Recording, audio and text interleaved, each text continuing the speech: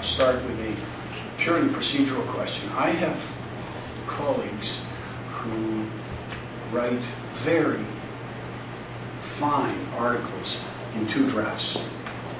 And they will sit down and spend a morning writing 3 sentences. And writing in pencil and rubbing it out and rewriting it, rewriting it. Once the 3 sentences are done, that's it. They don't go back. The text comes out and then it's finished. There's one revision. This particular iteration that you have here is the 23rd rewrite. And not the 23rd rewrite of all of the stuff that went first, but from the moment I started to write this text for this purpose, it's gone through 23 drafts. And that's because my habit of working is to write quickly. And Suzanne will tell you that sometimes when I'm working on a treatise, I can often write 80 or 90 pages a day. And then what survives out of those 80 or 90 pages might be 13 pages or who knows what. Or those 80 or 90 pages may ultimately wind up going into another article or going off there. But for me, getting it out is getting something on the page is a technique. And that plays back to how this article was put together. And the part of this, the Lansdowne speech was about 25 pages, and about 4 of those pages are here. And other parts of that speech have gone in other places. The way you assemble a set of ideas doesn't necessarily survive through time. It's a bit like an amoeba. It subdivides and is recombinant, and you shouldn't feel that having designed a paper, you're stuck with that design forever. It may be that the paper takes a life of its own, and what you thought was the main idea of your paper tends not to be what holds the paper together.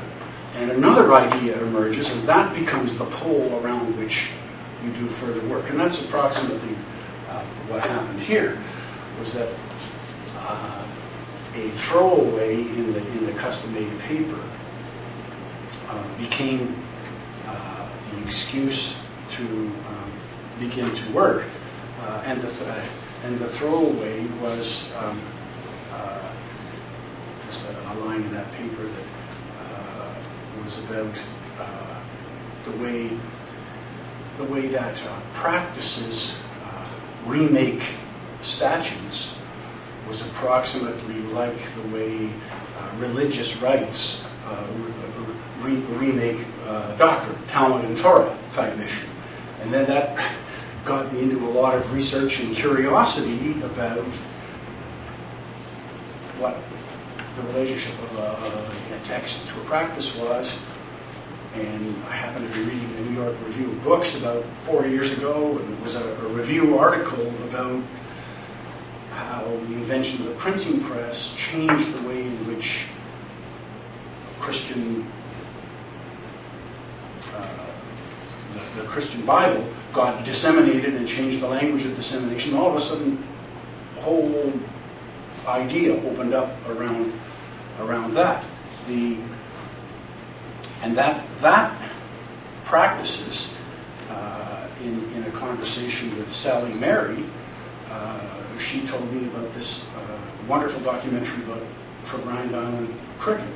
And I had, some years ago, seen La Grande Séduction, and put those two together and had to give a speech to graduate students at McGill 3 or 4 years ago, and showed those 2 video clips, and the student in the class said, you're missing a great film, do you know Lagan? And then he gave me a reference to Lagan, and you see something extraordinary going on. And so the paper grew topsy, and stuff that was originally in it winds up on the editing room floor. And coincidental encounters you have with people and ideas find themselves localized around the theme. So I don't know if that... Good start.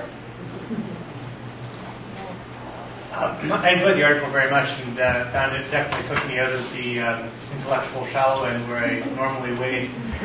And I was curious about the audience which you envisioned for the article, both in terms of where you plan to submit it and what type of intellectual background or interests the readers you expect the article will have. There will be a special number of the Canadian Journal of Law and Society published, I believe, in the fall of this year, in tribute to Jean-Guy Bellet and one of his colleagues and former students, Michel Coutu from the University of Montreal, is organizing it. And he had written to a dozen or so people, and I guess it's a public call for submissions as well, saying we're going to put this together. Would you like to contribute? And I said, absolutely. Jean-Guy and I have worked together for years, and I'd be pleased. So the site is Canadian Journal of Law and Society. The ostensible readership is people who would read Canadian Journal of Law and Society. Which is everybody here. There are only two readers that I care about, and one of them is me 20 years from now, that I hope I won't be embarrassed by this, and the other Jean-Guy. Anybody else who reads it, that's a bonus. I've never ever written anything to be read. The reason you undertake research and struggle with ideas is because it's an occasion to learn, and the opportunity to actually publish it and get tenure is a collateral benefit of the quest for insight, which drives the activity in the first place.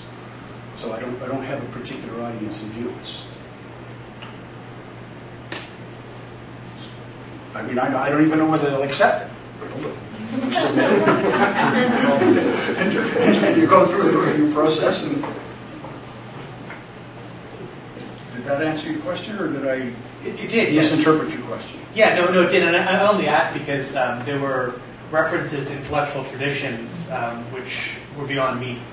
Like there are sort of ideas and schools of thought that you refer to in a way which assumed a knowledge in the reader, which I don't have. But I guess that's why I asked about who it is that will read it. I assume people who you're referring to, those names will produce those associations.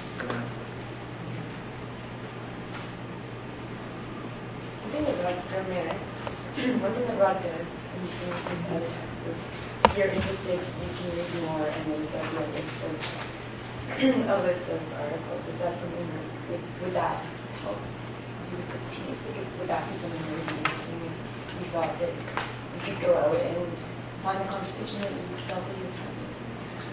Absolutely, yeah. I mean, I could probably do it just by looking at the names to which you referred. I guess if maybe citations or which make it that process easier.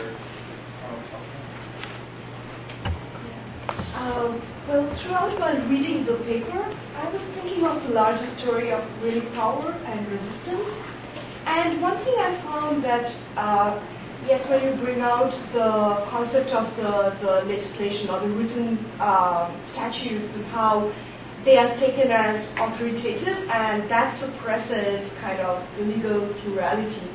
Practices then do not get accounted for.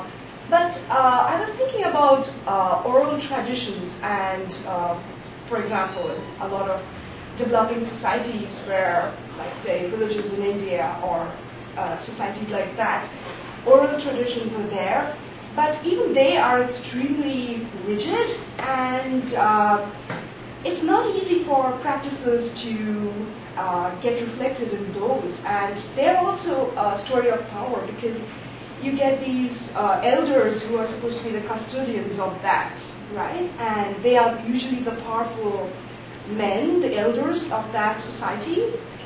And in some ways, they are very similar to the statutes, and they're authoritative, and any other practice will not have, will be overlooked once they are there in place. So that's kind of, I was wondering if it is not just about, just something about the word, but really a story of power and peace.